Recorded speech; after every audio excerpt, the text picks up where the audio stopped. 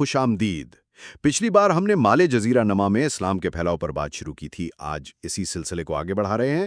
یہ تیسرا حصہ ہے اور ہماری گفتگو کا مرکز ہے دی پریچنگ آف اسلام کا 12واں باب۔ جی، پچھلی بار ہم نے سماٹرا، جاوا اور مرکزی مالے علاقوں کا ذکر کیا تھا۔ بالکل۔ آج ہم تھوڑا مشرق کی طرف جا رہے ہیں، خاص طور پر بورنیو، سیلیبیز، پھر سمباوا، لومبوک، فلپائن اور نیو گنی اور اس کے آس پاس کے جزائر۔ اور ان علاقوں کی کہانیاں وہ بہت منفرد ہیں۔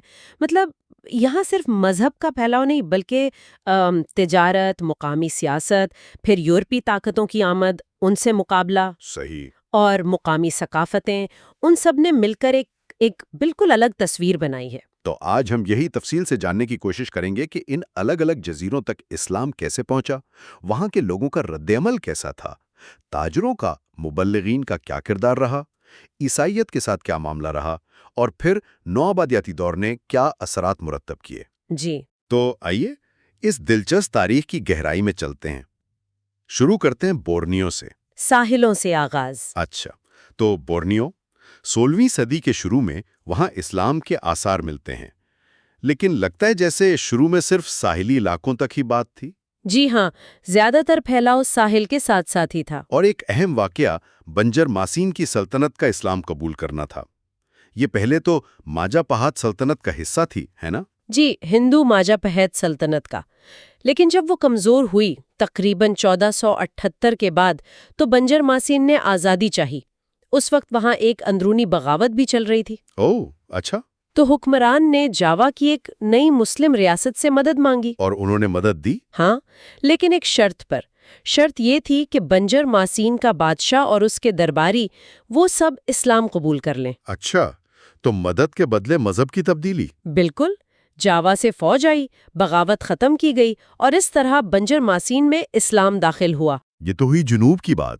شمال مغرب میں، برونائی میں جب ہسپانی آئے 1521 میں، تو وہاں پہلے سے مسلمان بادشاہ تھا۔ جی ہاں، وہاں پہلے سے ایک مسلم سلطنت قائم تھی۔ اور مغرب کی طرف اسکادانا کا کیا قصہ ہے؟ وہاں اسلام کب پہنچا؟ اسکادانا میں وہ تقریباً 1550 کے آس پاس ہوا، اور اس کا سہرا جاتا ہے سماٹرا کے پالمبانگ سے آنے والے عرب تاجروں اور مبلغین کو۔ لیکن وہاں کے بادشاہ نے فوراً قبول نہیں کیا تھا، ہے نا؟ نہیں، بالکل نہیں۔ اس وقت کے بادشاہ نے تو انکار کر دیا تھا اپنے باپ دادا کا دین چھوڑنے سے۔ لیکن آپ دیکھیں اگلے 40 سال میں، اس کی وفات تک 1590 تک، اسلام وہاں کافی پھیل چکا تھا۔ اچھا۔ اور اس کے جانشین نے نہ صرف اسلام قبول کیا بلکہ ایک پڑوسی جزیرے کی شہزادی سے شادی بھی کی۔ لگتا ہے وہاں اسلام پہلے سے مضبوط تھا۔ تو مطلب 16ویں صدی کے آخر تک ساحلوں پر اسلام عام ہو چکا تھا؟ جی، 1600 میں ایک سیاح نے یہی لکھا کہ ساحل پر تو اسلام عام مذہب ہے، لیکن اندرونی علاقے وہ اب بھی زیادہ تر اپنے پرانے عقائد پر ہیں، بت پرست تھے اس کے مطابق۔ شکدانہ میں اسلام اتنا اہم ہو گیا کہ مکہ تک خبر پہنچی؟ جی ہاں، یہ دلچسپ بات ہے۔ اگلے حکمران کے دور میں شیخ شمس الدین نامی ایک عالم مکہ سے آئے۔ وہ اپنے ساتھ قرآن کا ایک نسخہ لائے، ایک قیمتی انگوٹھی اور ایک خط جس میں حکمران کو سلطان محمد صفی الدین کا خطاب دیا گیا۔ واہ، یعنی باقاعدہ عالم اسلام میں شمولیت؟ بالکل۔ اچھا، ایک اور بات جو آپ نے بتائی تھی، 18ویں صدی میں شمالی بورنیو کے ایدان قبیلے کا مسلمانوں کو عزت دینا، وہ کیوں تھا؟ ہاں، یہ ڈیلرمپل کا مشاہدہ ہے۔ 1760 کی دہائی کا ایدان لوگ جو اندرونی علاقوں میں رہتے تھے وہ ساحلی مسلمانوں کا بہت احترام کرتے تھے۔ وجہ یہ تھی کہ ان کے خیال میں مسلمانوں کے پاس ایک علم تھا، وہ اپنے خالق کو جانتے تھے، جبکہ ایدان خود کو لا علم سمجھتے تھے۔ یعنی وہ اپنی لا علمی پر افسوس کرتے تھے؟ جی، اور مسلمانوں کو خود سے برتر سمجھتے تھے۔ ان کے سامنے اونچی جگہ نہ بیٹھنا، ان کے برتنوں کو ہاتھ نہ لگانا، یہ سب انتہائی عاجزی کا اظہار تھا۔ اور پھر یہ قبیلہ مسلمان بھی ہو گیا؟ جی ہاں، بعد میں انہوں نے اسلام قبول کر لیا۔ یہ دکھاتا ہے کہ اسلام کا اثر صرف ترقی یافتہ سمجھی جانے والی اقوام پر ہی نہیں تھا، بلکہ ان پر بھی تھا جو تہذیب کے نچلے درجے پر تھے۔ بورنیو میں اسلام پھیلنے کے اور کیا ذرائع تھے؟ نوآباد کار؟ بالکل، عرب آئے، بگریز آئے، مالے، حتیٰ کہ چینی بھی۔ غلاموں کا بھی کردار تھا، جو آزادی کے بعد یا دوران غلامی مسلمان ہوئے۔ اس لیے آج بورنیو کے مسلمان جو ہیں وہ کافی مخلوط نسل ہیں۔ اور یہ باہر سے آنے والے لوگ اکثر مقامی ڈائک قبائل سے زیادہ آپ کہہ لیں طاقتور تھے؟ ہاں، اکثر ایسا ہی ہوا۔ وہ یا تو ڈائکس پر غالب آ گئے یا انہیں مزید اندرونی علاقوں کی طرف دھکیل دیا۔ لیکن کیا ڈائکس نے بھی اسلام قبول کیا؟ جی، مغربی بورنیو میں ایسی مثالیں ملتی ہیں۔ چھوٹے چھوٹے قبائل وقتاً فوقتاً مسلمان ہوتے رہے، اور یہ بھی دیکھا گیا کہ جب ڈائک اپنا پرانا مذہب چھوڑتے ہیں تو وہ عیسائی مشنریوں کے بجائے مسلمان مبلغین کی طرف زیادہ جاتے ہیں۔ اچھا، بلکہ بعض اوقات تو ایسا بھی ہوا کہ پہلے عیسائیت قبول کی اور پھر بعد میں مسلمان ہو گئے۔ تو یہ تھی بورنیو کی کہانی، زیادہ تر ساحلوں کی۔ اب ذرا سلیبس کا رخ کرتے ہیں، وہاں کیا صورتحال تھی؟ سست رفتار پھیلاؤ اور مسابقت۔ سلیبس، یہاں اسلام کا پھیلاؤ بورنیو سے زیادہ سست لگتا ہے۔ یہاں بھی ساحل سے شروع ہوا؟ جی، ابتدا ساحلوں سے ہی ہوئی اور پھر آہستہ آہستہ اندرونی علاقوں تک بات پہنچی، اور یہاں بھی جو زیادہ مہذب سمجھی جانے والی اقوام تھیں جیسے مکاسر اور بگریز، انہوں نے پہلے اسلام قبول کیا۔ یہ زیادہ تر جنوب مغربی علاقے میں تھے۔ اور اندرونی علاقے؟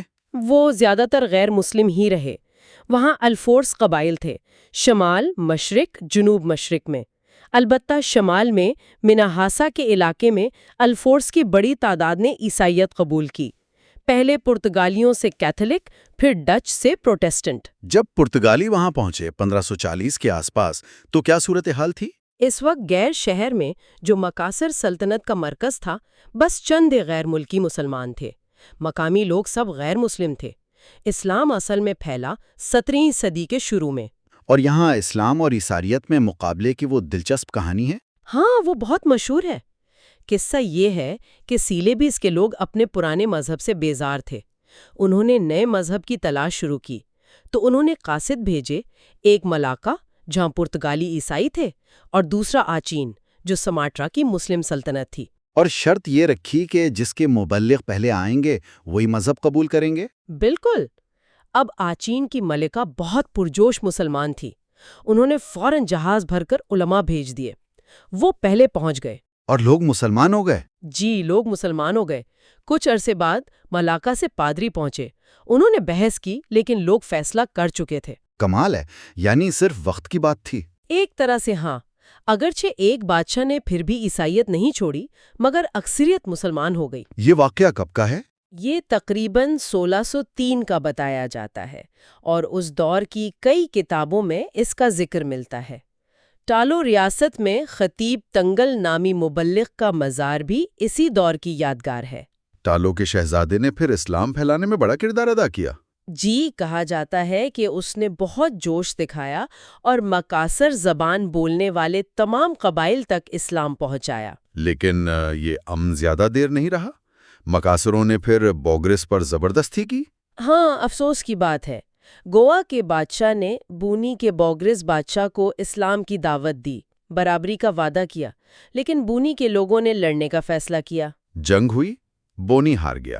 جی، اور بادشاہ کو مجبوراً اسلام قبول کرنا پڑا، لیکن پھر اس نے خود اپنی رعایا اور پڑوسیوں پر زبردستی شروع کر دی۔ اور پھر بونی کے لوگوں نے گوا سے مدد مانگ لی، اپنے ہی بادشاہ کے خلاف۔ جی، یہ بڑا عجیب موڑ تھا۔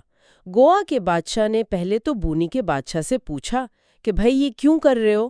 کوئی وحی آئی ہے، کوئی رواج ہے یا اپنی مرضی ہے؟ اس نے جواب نہیں دیا۔ تو گوا نے حملہ کیا، بادشاہ بھاگ گیا اور بورنی ایک صوبہ بن گیا۔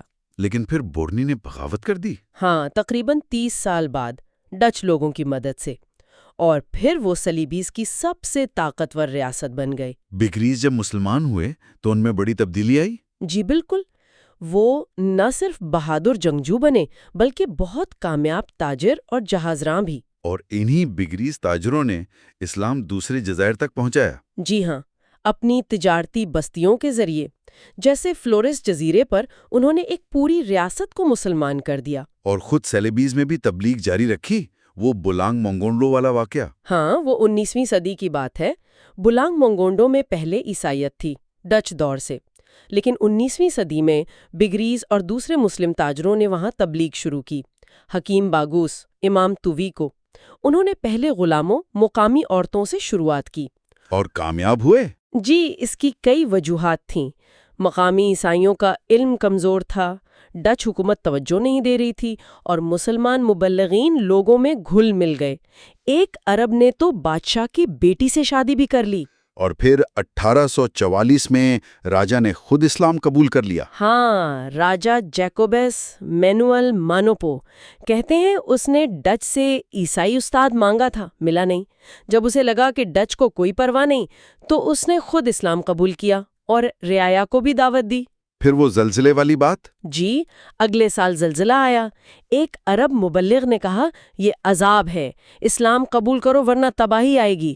بہت سے لوگ ڈر کر مسلمان ہو گئے۔ لیکن پھر بھی سارے نہیں ہوئے۔ نہیں، 19ویں صدی کے آخر تک بھی آدھی آبادی غیر مسلم تھی، مگر اسلام آہستہ آہستہ پھیل رہا تھا۔ سیلیبیس کی اس کہانی تو واقعی بہت اتار چڑھاؤ والی ہے۔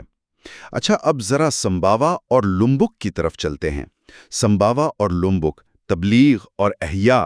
سمباوا، یہاں اسلام کہاں سے آیا؟ سیلیبیس سے؟ زیادہ امکان یہی ہے کہ مکاثر مبلغین کے ذریعے، وہی 1540-50 کے آس پاس۔ یہاں کے لوگ بہت پکے مسلمان مانے جاتے ہیں۔ اس کی کوئی خاص وجہ؟ ایک وجہ وہ 1815 کا آتش فشاں پھٹنا ہے، ماؤنٹ ٹیمبورا۔ اس کے بعد حاجی علی نامی ایک مبلغ نے ایک احیائی تحریک چلائی۔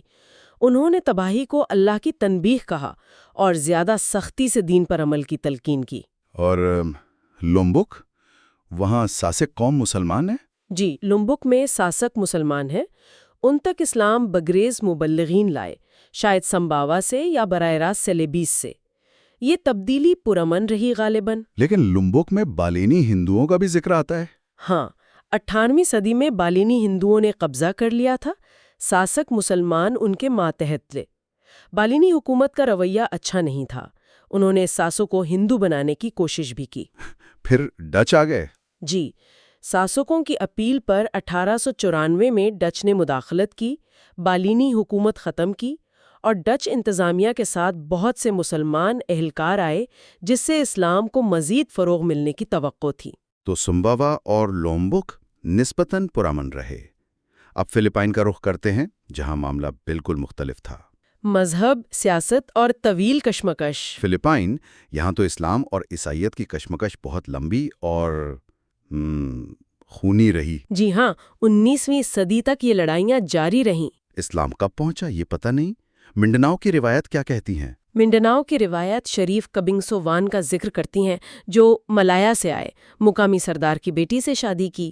کہتے ہیں کشتی سے اترنے سے پہلے ہی لوگوں سے اسلام قبول کرنے کا وعدہ لے لیا تھا۔ شروع میں پرامن، بعد میں طاقت کا استعمال۔ جی، اپنی طاقت بڑھنے کے بعد انہوں نے اور ان کے جانشینوں نے تلوار سے بھی پڑوسی سرداروں کو مسلمان کیا۔ اور جب 1521 میں ہسپانوی آئے تو شمال میں تو انہیں زیادہ تر غیر مسلم قبائل ملے، سادہ لو، لیکن جنوب میں منڈناؤ اور سولو جزیرہ میں باقاعدہ مسلم ریاستیں تھیں۔ اور انہوں نے ہسپانوی قبضے اور عیسائیت کے خلاف بڑی مزاحمت کی۔ زبردست مزاحمت کی۔ تقریباً 350 سال تک ہسپانوی مشنری بھی ان سے مایوس تھے۔ اس کی وجہ کیا تھی؟ عیسائیت کو غلامی کی علامت سمجھا گیا۔ ایک بڑی وجہ یہی تھی، عیسائی ہونے کا مطلب تھا ہسپانوی تسلط قبول کرنا، اپنی آزادی کھونا۔ دوسرا فرق تبلیغ کے طریقوں کا تھا۔ ہسپانوی پادری اکثر سخت گیر، عدم برداشت والے، جبکہ مسلمان مبلغین گھل مل گئے۔ بالکل، زبان سیکھی، رواج اپنائے، شادیاں کیں، عوام کا حصہ بنے۔ ہسپانویوں کا رویہ، ان کا لالچ، ان سب نے ان کے مذہب کو بدنام کیا۔ تو عیسائیت صرف کمزور علاقوں میں پھیلی؟ جی، جہاں وہ آسانی سے کنٹرول کر سکتے تھے، اور وہاں بھی اکثر لوگوں کو زبردستی یا ڈرا کر مذہب پر عمل کرایا جاتا تھا۔ منڈاناؤ اور سولو مزاحمت کے گڑھ بنے رہے؟ جی ہاں، امریکی قبضے تک۔ سولو میں اسلام کی اپنی الگ تاریخ ہے۔ شریف کریم المخدوم، ہاں، 14ویں صدی کے آخر میں عرب تھے، ملاکا سے آئے۔ بوانسا میں مسجد بنائی، سرداروں کو مسلمان کیا۔ پھر ابو بکر آئے۔ جی، وہ بھی عرب، تقریباً 1450 میں۔ انہوں نے مزید کام کیا، مساجد بنوائیں، بادشاہ کی بیٹی سے شادی کی، جانشین بنے اور حکومت کو اسلامی طرز پر ڈھالا۔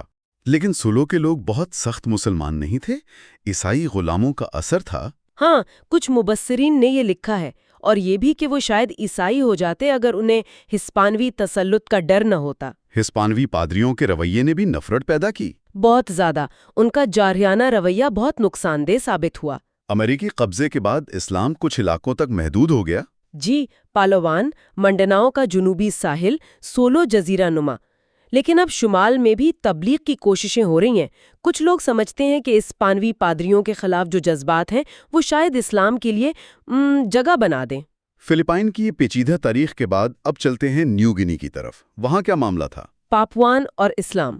نیو گنی، یہاں پاپوان قبائل تھے، ان میں اسلام کی مقبولیت کم رہی؟ جی، ان اقوام میں جنہیں کم مہذب کہا گیا، اسلام کم پھیلا۔ نیو گینی کے پاپوان اور شمال مغربی جزائر جیسے وائگئیو، میسول وغیرہ۔ یہ جزائر تو سلطان بچان کے ماتحت تھے؟ ہاں، 16ویں صدی میں تو بچان کے مسلمان حکمرانوں کے اثر سے کچھ پاپوان سردار مسلمان ہوئے، لیکن عام آبادی غیر مسلم رہی۔ ساحلوں پر جو مسلمان تھے وہ زیادہ تر مولسکاس سے آئے ہوئے آباد کار تھے۔ اور خود نیو گنی میں؟ وہاں بہت کم پاپوا مسلمان ہوئے۔ مغربی ساحل پر اونین علاقے میں مسلمان تاجروں نے 1606 میں ہی تبلیغ شروع کی تھی۔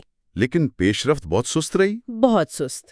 پاپوانوں نے اسلام قبول کرنے میں ویسی ہی ہچکچاہٹ دکھائی جیسی عیسائیت قبول کرنے میں۔ کیا یہ سچ ہے کہ پڑوسی مسلمان انہیں حقیر سمجھتے تھے؟ کچھ مصنفین نے یہ لکھا ہے، لیکن کم از کم ایک مبلغ، امام دیکر کا نام ملتا ہے، جو سرام سے آئے اور آدھی جزیرے میں اسلام متعارف کرایا۔ بعد میں 20ویں صدی میں کچھ کامیابی ملی؟ جی، سیرام اور گرام کے تاجروں کی تبلیغ سے کچھ لوگ مسلمان ہوئے۔ اور کائی جزائر کا کیا قصہ ہے؟ بعد ہی 19ویں صدی کے وسط تک کم مسلمان تھے، بونڈا سے آئے مہاجرین کی اولاد کے علاوہ۔ پہلے سیرام کے مبلغین نے کچھ لوگوں کو مسلمان کیا تھا، لیکن وہ بہت کمزور عمل کرتے تھے۔ عورتیں البتہ زیادہ پابند تھیں۔ پھر وہاں تبدیلی کیسے آئی؟ 1887 میں ایک مبصر نے دیکھا کہ مذہبی زندگی میں بیداری آ رہی ہے، مسلمان بڑھ رہے ہیں۔ اس میں عرب تاجروں کا بڑا ہاتھ تھا، جو مدورا، جاوا، بالی سے آئے تھے۔ وہ بڑے جوش سے تبلیغ کر رہے تھے۔ ہر حربہ استعمال کر رہے تھے؟ دھمکی، تشدد، رشوت؟ جی ہاں، یہ بھی ذکر ملتا ہے۔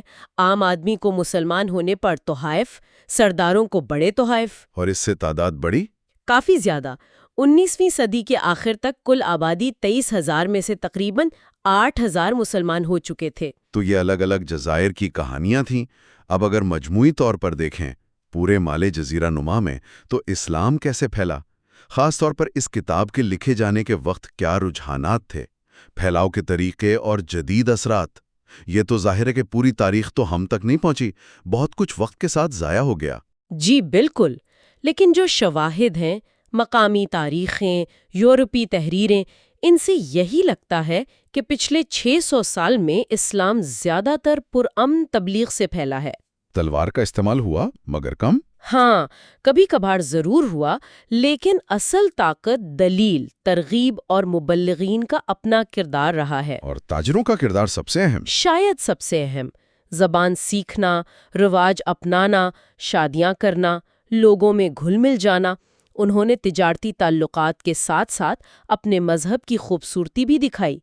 وہ الگ تھلگ نہیں رہے، بلکہ عوام کا حصہ بنے۔ بلسے نے کہا تھا، محمدی مبلغ بہت سمجھدار ہوتے ہیں۔ جی، اور پھر پیشہ ور مبلغین بھی تھے، علماء، خطیب، فقہا اور خاص طور پر حجاج کرام۔ حجاج کا کردار 19ویں صدی کے آخر میں بہت بڑھ گیا تھا۔ جی ہاں، وہ تبلیغ کرتے تھے، لوگوں میں مذہبی جوش پیدا کرتے تھے، پرانے غیر اسلامی رواج ختم کرواتے تھے۔ اور حج پر جانے والوں کی تعداد بھی بہت بڑھ رہی تھی، ڈچ پابندیوں کے باوجود۔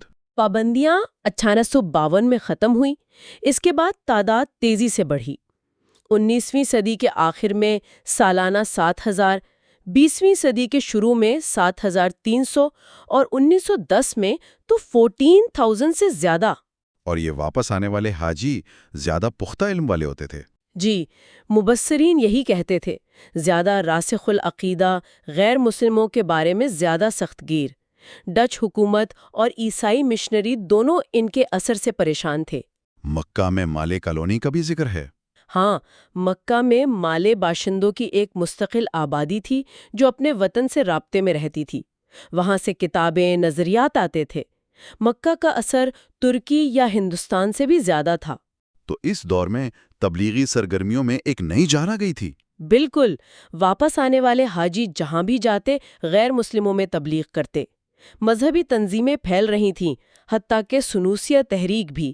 اور ڈچ حکومت کی مالے زبان والی پالیسی، اس کا کیا اثر ہوا؟ چونکہ جاوا کے علاوہ ہر جگہ مالے سرکاری زبان تھی اور یہ زیادہ تر مسلمان بولتے تھے، تو اس کا ایک غیر ارادی نتیجہ یہ نکلا کہ اسلام کو فائدہ ہوا۔ سرکاری کاموں کے لیے لوگوں کو مالے سیچنی پڑتی اور اس کے ساتھ اکثر وہ اسلام بھی قبول کر لیتے۔ ڈچ اہلکاروں کے ساتھ مسلمان عملہ ہر جگہ جاتا تھا، ان کا بھی اثر ہوتا تھا۔ تو مصنف کا خیال تھا کہ اسلام تیزی سے غیر مسلمیت کا خاتمہ کر رہا ہے؟ جی، ان کے مطابق اس وقت یہی رجحان تھا۔ اختتامیہ۔ تو یہ تھی مالے جزیرہ نما کے مشرقی حصوں میں اسلام کے پھیلاؤ کی ایک جھلک۔ بورنیو سے نیو گنی تک تجارت، سیاست، ثقافت، بیرونی اثرات، سب کا ایک ملا جلا کردار۔ بالکل۔ ہر جگہ کی اپنی کہانی، اپنے اتار چڑھاؤ، کہیں امن، کہیں ٹکراؤ، لیکن کچھ چیزیں مشترک نظر آتی ہیں: تاجروں کا کردار، حج کی اہمیت، نو آبادیاتی دور کے اثرات، اور آخر میں شاید یہ سوچنے کی بات ہے کہ یہ تاریخ ہمیں کیا بتاتی ہے، کیسے عقیدہ، معیشت، سیاست اور مقامی ثقافتیں آپس میں جڑ کر کسی خطے کی تقدیر بناتی ہیں۔ کیا یہ عوامل آج بھی اتنے ہی اہم نہیں؟ اس پر غور کیا جا سکتا ہے۔ آج کی اس گفتگو میں ہمارے ساتھ رہنے کا بہت بہت شکریہ۔ اگر آپ کو یہ گہرائی میں جا کر کی گئی بات چیت پسند آئی تو اسے لائک ضرور کریں، ہمارے چینل کو سبسکرائب کریں اور اپنے دوستوں عزیزوں کے ساتھ بھی شیئر کریں۔ آپ کی یہی حمایت ہمیں ایسی علمی گفتگو تیار کرنے میں مدد دیتی ہے۔ جی بالکل۔ اگلی نشست تک کے لیے اجازت چاہیں گے۔ خدا حافظ۔ خدا حافظ۔